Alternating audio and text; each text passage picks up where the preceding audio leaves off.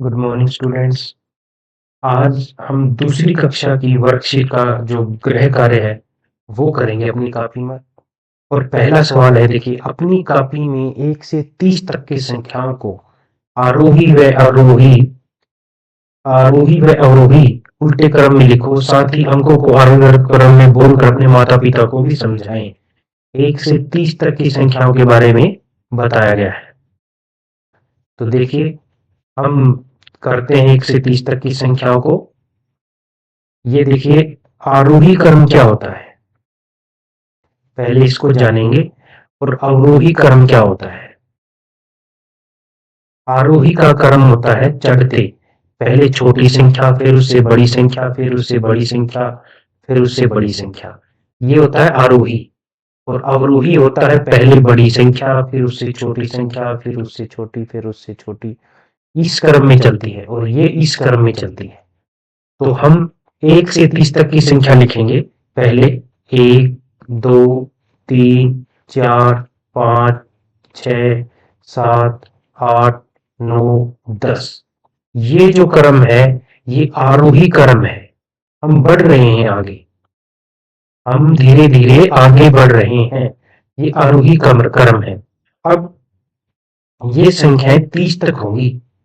11, 12, 13, 14, 15, 16, 17, 18, 19, 20, 21, 22, 23, 24, 25, 26, 27, 28, 29 और 30। हम ऐसे लिखेंगे तो ये सभी आरोही क्रम है। अब अवरोही क्रम में क्या होगा। अवरोही क्रम में हम पहले 30 लिखेंगे। 30, 29, 28, 27, ऐसे 26, 25, चलते चलते 10, 9, 8, 7, 6, 5, 4, 3, 2, 1 और 0। ये अवरोही क्रम हो गया। तो ऐसे हमने ये संख्या लिखनी है। सभी बच्चों को समझ में आ गया होगा कि आरोही क्या होता है और अवरोही क्या होता है। आरोही का मतलब है चढ़ते क्रम में और अवरोही का मतलब है उतरते क्रम में। अब देखिए, दूसरा प्रश्न देखते हैं। अपने घर में विभिन्न वस्तुओं को गिने और उनकी संख्या लिखें। अपने घर में विभिन्न वस्तुओं को गिने और उनकी संख्या लिखें। देखिए, क्या क्या लिखने। आपके परिवार में कुल कितने सदस्य हैं। आपके परिवार में कुल कितने सदस्य हैं। आपके घर में कितने दरवाजे और खिड़कियां हैं। अब यहाँ देखिए, आपके परिवार में मान लो 5 सदस्य है तो यहाँ पे 5 लिखेंगे। अब आपके घर में कितने दरवाजे हैं। ये दरवाजे जो होते हैं वो ऐसे होते हैं बड़े वाले, ये दरवाजे होते हैं। और खिड़कियां जो होती हैं वो ऐसे होती है। रोशनदान अलग होते हैं, रोशनदान को नहीं गिनना। तो दरवाजे गिनने हैं कितने हैं घर में और खिड़कियां कितनी है उसकी संख्या यहाँ लिख देंगे। मान लो 3 दरवाजे हैं, रोशनदान 3 है या 4 है, जो भी वो आप लिख सकते हैं। आपके बैग में कितनी किताबें हैं और कितनी कॉपियां हैं। बुक्स का मतलब जैसे झिलमिल किताब है, गणित की किताब है, इंग्लिश की किताब है। इन किताबों की संख्या नोट करेंगे और कॉपी जिसमें तुम होमवर्क करते हो उसकी संख्या गिनेंगे और उसको लिखेंगे इसके सामने। आपके पास कितनी पेंसिलें हैं, 1, 2, 3, जितनी भी है उसके पीछे। मान लो मेरे पास 3 पेंसिलें हैं तो मैंने 3 लिख दिया है। इन सभी वस्तुओं को आरोही व अवरोही क्रम में लिखें। देखिए, ये सवाल बहुत जरूरी है। इसको देखें कैसे। मान लो घर में सदस्य है 5, दरवाजे और खिड़कियां है 6, पुस्तकें और कॉपी है, मान लो पुस्तकें है 5 और कॉपी है 3, तो ये टोटल हो गए 8। आपके पास पेंसिलें हैं मान लो 2, तो हम इसको आरोही क्रम में कैसे लिखेंगे। पहले 2 आएगा, फिर 3 आएगा, फिर 5 आएगा, फिर 8। अवरोही क्रम में इसी संख्या को क्या लिखेंगे, 8। 8 जैसे बैग और कापियां हो गई, सबसे बड़ा है। और 5 ये हो गया आपके परिवार में एक सदस्य है 5। और ऐसे ही फिर 3, 3 हमारे पास, 3 और 3 6 है भाई, ये 6 है। 3 और 3 जैसे 6 दरवाजे और खिड़कियां हैं और 2 पेंसिलें हैं। ये अवरोही क्रम में हो गया। समझ गए होंगे सभी बच्चे।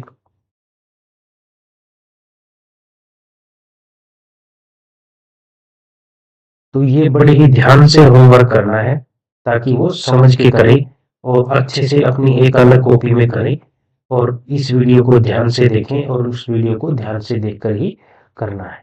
अब देखिए अगला, अपनी कॉपी में 30 से 60 तक की संख्याओं को आरोही व अवरोही क्रम में लिखो और साथ ही अंकों को आरोही व आरोही क्रम में बोलकर अपने माता पिता को सुनाएं। जो पहला प्रश्न था आरोही और अवरोही का, वही सेम सवाल है, बस अपने माता पिता को वो सुनाना है। चौथा देखिए, त्रिआयामी वस्तुएं वे चीजें होती है जिसकी लंबाई, चौड़ाई और ऊंचाई होती है। अब देखिए हम उन त्रिआयामी वस्तु को देखते हैं। त्रिआयामी वस्तु को मैं समझा देता हूं पहले कैसे होती त्रिआयामी। जैसे जिस वस्तु में लंबाई हो, चौड़ाई हो और ऊंचाई हो, ये तीनों चीजें हमें दिखाई देनी चाहिए, वो त्रिआयामी वस्तुएं होती हैं। जैसे ये एक घन का टुकड़ा है, जैसे चौक का डब्बा, मैं इसको चौक का डिब्बा बोल देता हूँ। इन वस्तुओं के नाम लिखने हैं। जैसे चौक का डिब्बा है, इसमें मुझे ये भी दिखाई दे रहा है, ये भी दिखाई दे रहा है, ये भी दिखाई दे रहा है। दूसरा बेलन, ये बेलन है, हम इसको बेलन की वजह चकला का वो बेलन होता है उसको भी बोल सकते हैं। ये भी क्या है, एक त्रिआयामी वस्तु है।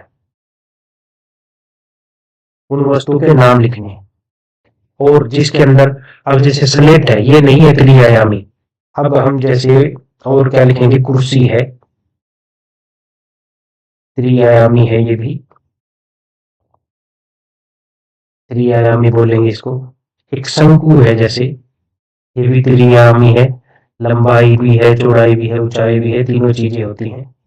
फिर हम प्रिज्म देखेंगे ऐसे, ये प्रिज्म है, इसकी ऊंचाई भी है, लंबाई भी है, चौड़ाई भी है। और गोला भी त्रिआयामी में आती है, इसकी सारी लंबाई, चौड़ाई जो है, ऊंचाई सभी चीजें दिखाई देती है। इसको गोला बोलते हैं, इसको शंकु बोलते हैं, इसको प्रिज्म बोलते हैं। और ऐसे ही और भी वस्तुएं हो सकती है। जैसे हम त्रिआयामी किसको कहेंगे, जैसे साइकिल को भी कह देंगे त्रिआयामी है, लंबाई, चौड़ाई, ऊंचाई सभी चीजें दिखाई देती है। बेड भी कहेंगे, बेड में हमें ऊंचाई, लंबाई, चौड़ाई सभी दिखाई देती है। खाट को भी कह सकते हैं, देसी भाषा में इसको बोलते हैं खाट को। अलमारी को भी त्रिआयामी है, अलमारी, अलमारी में देखिए ये ऐसे होती है अलमारी, ये लंबाई हो गई और ये इसकी जैसे चौड़ाई है और ये ऊंचाई है, तीनों चीजें हैं। ऐसी ये तीनों चीजें ये त्रिआयामी जो वस्तुएं हैं वो हो जाती हैं। आशा है सभी बच्चे समझ गए होंगे। टू डायमेंशनल यानी द्विआयामी और त्रिआयामी। दो आयामी वो होती हैं जिसमें लंबाई और चौड़ाई हो, और त्रिआयामी वो होती हैं जिसमें तीनों ही चीजें हो, लंबाई, चौड़ाई और ऊंचाई। 10 के ही नाम लिखने हैं अपने घर में जो प्रयोग होते हैं। ये हमारा चौथा प्रश्न था। अब देखिए पांचवा प्रश्न है, देखते हैं कौन है।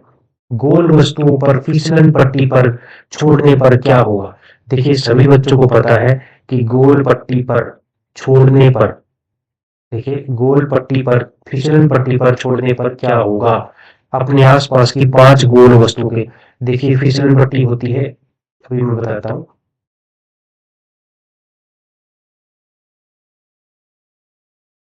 फिसलन पट्टी जैसे होती है,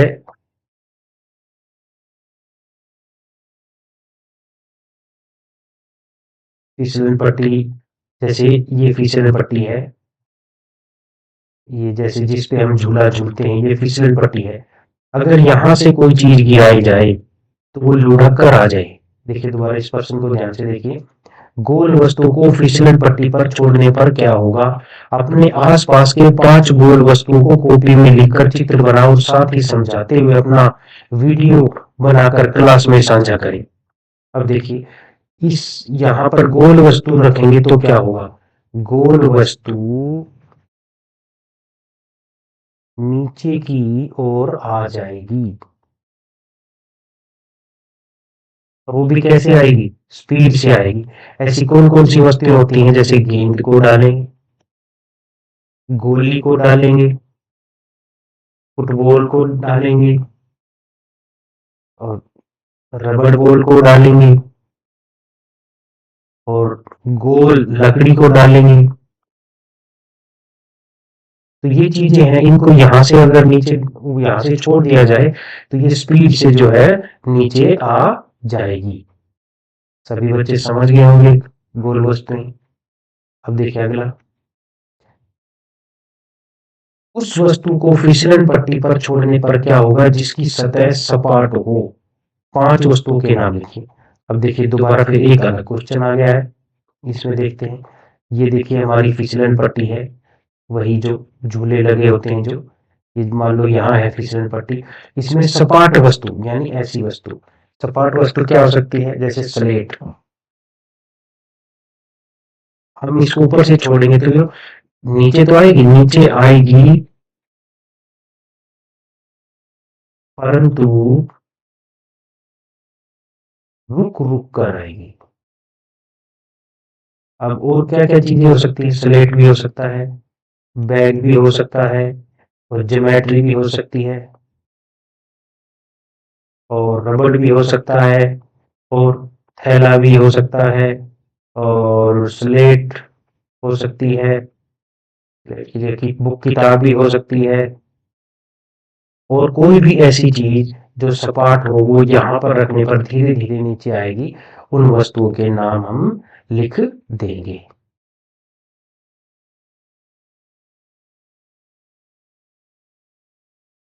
अब देखिए अगला,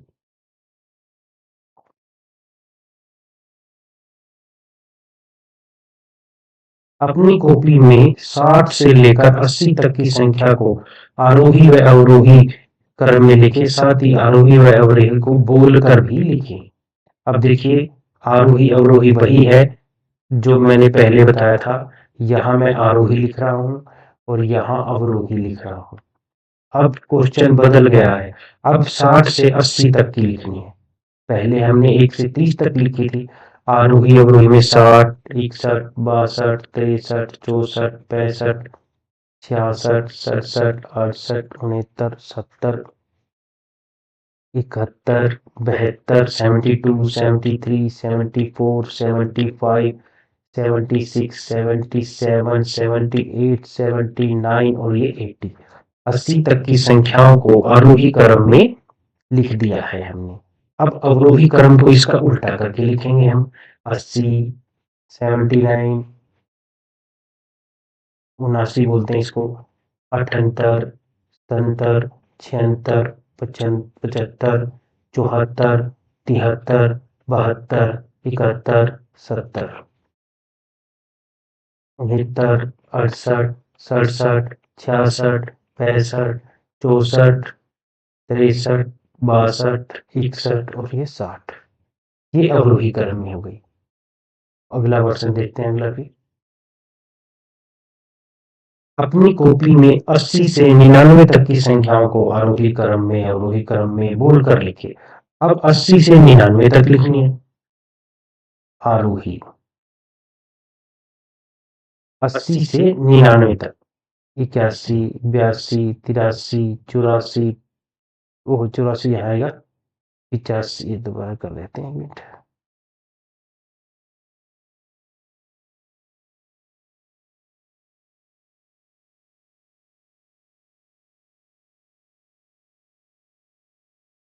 83, 84, 85, 86, 87, 88, 89,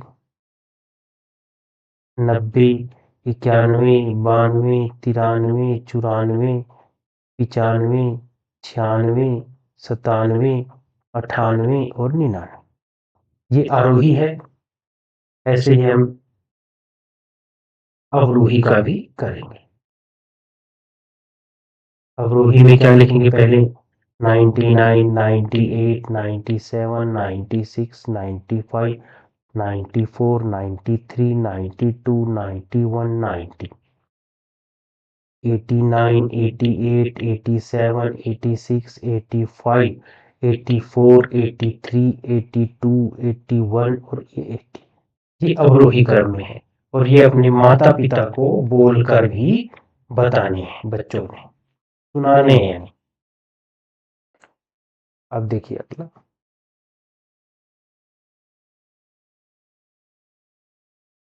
अगर आपके पास 44 मोती हैं ओ तो 10-10 मोतियों की कितनी माला बनेगी? 44 मोती है हमारे पास। देखिए अभी करते हैं इसको सवाल को।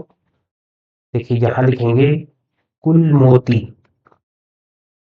कुल मोती कितने हैं? 44।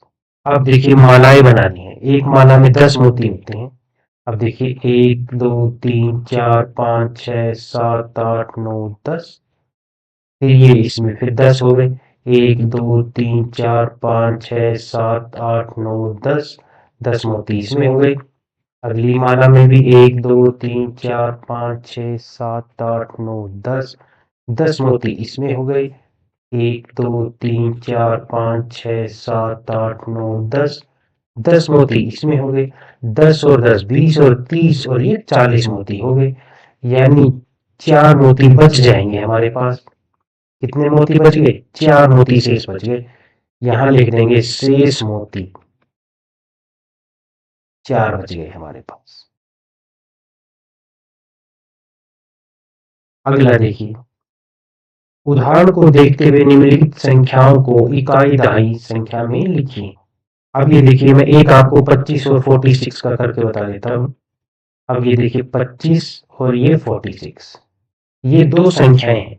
देखिए हम ये पहले बोलते हैं इकाई दहाई, ये ऐसे बोलते हैं, पीछे से लिखते हैं, हमेशा संख्या को पीछे से लिखते हैं। देखिए पीछे से इकाई और ये दहाई, इकाई दहाई, इकाई दहाई, ऐसे। अब देखिए, अब ये इकाई का अंक इसमें क्या है?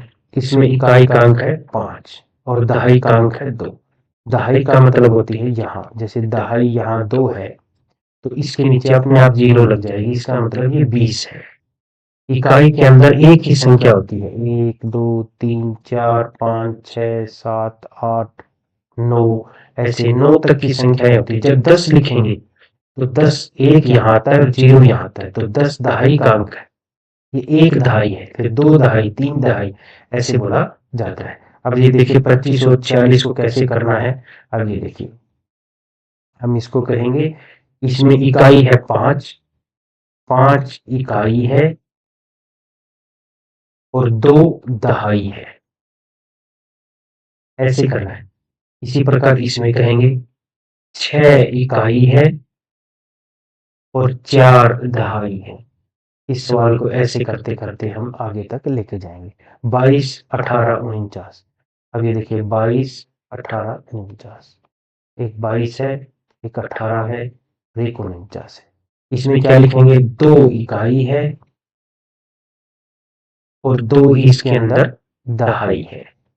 इसके अंदर 8 इकाई है और 1 दहाई है। इसके अंदर 9 इकाई है और 4 दहाई है, ऐसे करेंगे। अगला देखिए 28 19 14,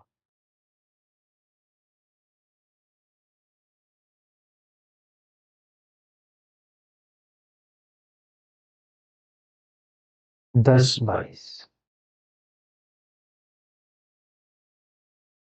अब ये देखिए आप ही बताइए ये क्या है? इकाई। इसमें कितनी हो गई?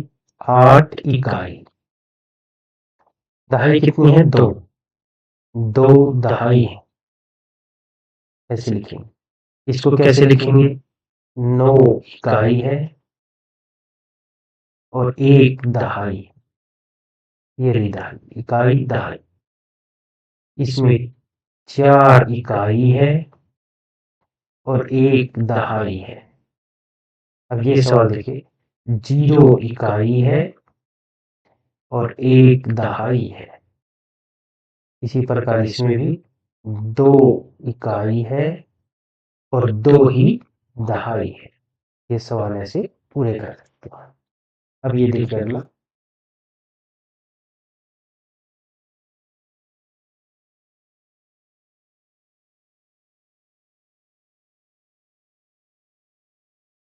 अब ये देखिए यही करते हैं इस सवाल को।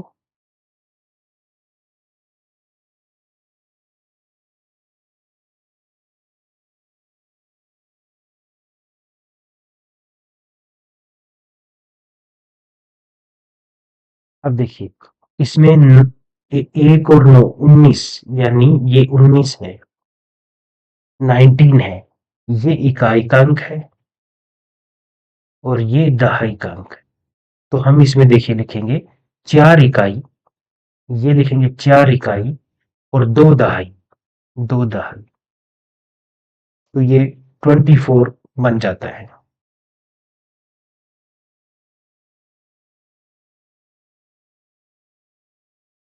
देखिए ये देखिए एक इकाई, एक इकाई देखिए दिखाई नहीं।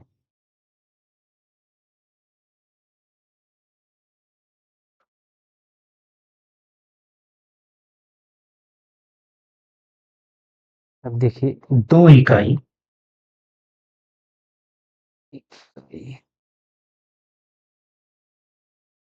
देखिए 1 इकाई है ये 1 इकाई है और 3 दहाई है, तो ये 3 दहाई है। ये संख्या बन गई 31। इसी प्रकार 2 इकाई है और 2 ही दहाई है, यानी इकाई को यहाँ लिखेंगे, दहाई को यहाँ लिखेंगे 22। और 6 इकाई है, इकाई के स्थान पर लिखेंगे 6 और दहाई है 4, तो दहाई के स्थान पर 4 लिखेंगे 46। ऐसे ही 9 इकाई है और 3 दहाई है 39। 0 इकाई है और 1 दहाई है 10। इसी प्रकार 9 इकाई है और 2 दहाई है 29। देखिए ये सभी सवाल कर दिए गए हैं, 11 सवाल थे, ये हो गए हैं। अब आगे देखते हैं। अब मैथ का जो है